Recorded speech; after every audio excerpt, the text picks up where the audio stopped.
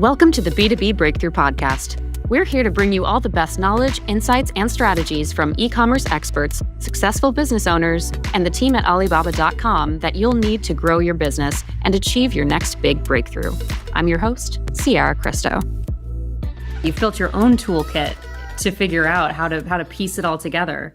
So, with that knowledge that you've accumulated over the years, what can you advise to someone starting out and dabbling on Alibaba.com, trying to find their way around? What are you looking for as you're looking at all of these manufacturers? Like what are you skimming down your page, just trying to figure out, is this someone worth exploring? Is this someone worth vetting? I mean, first and foremost, I look for who's credible. And I know Alibaba has some features there. I forgot what they're called now, but there's some features there that Alibaba says, yeah, this is a credible supplier.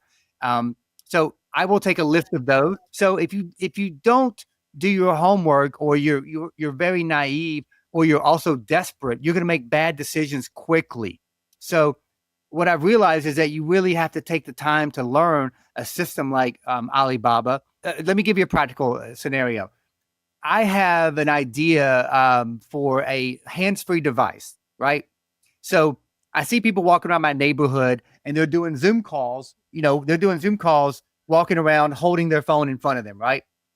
I'm like, there should be something we don't have to hold our hands anymore. And so I looked on Amazon and I looked on Alibaba, and they have something out there like it, but it's not what I would buy. So I found the best thing I could on Alibaba with a very credible source, and I contacted somebody. They said yes. So the first thing I said, give me a sample. They sent me a sample, and I started communicating with them.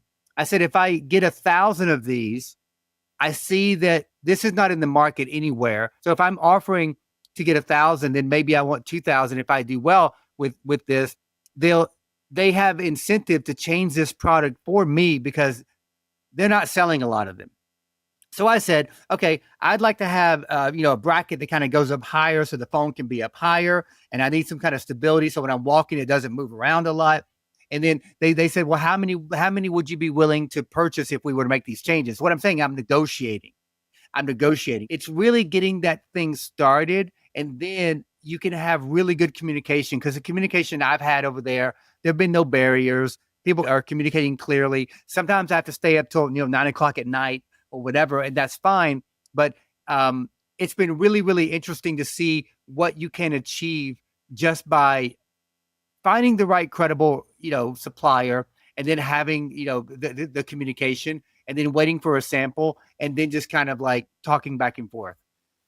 Yeah, the open conversation part of it is huge, because you figure out questions that you didn't know to ask in the first place, and help figure out, they're capable of making a similar product. Well, yeah, let's talk, because I can help you. This goes back to what you were saying about adding value into a relationship, because you are now, showing them practically, I'm your key demographic for this product. Here's what will make it better. And you have a better working relationship moving forward because of that added value.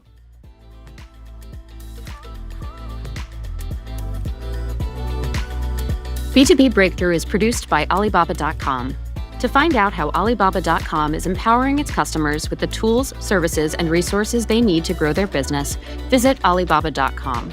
And then make sure to search for B2B Breakthrough on Spotify, Apple Podcasts, or wherever you find your podcasts.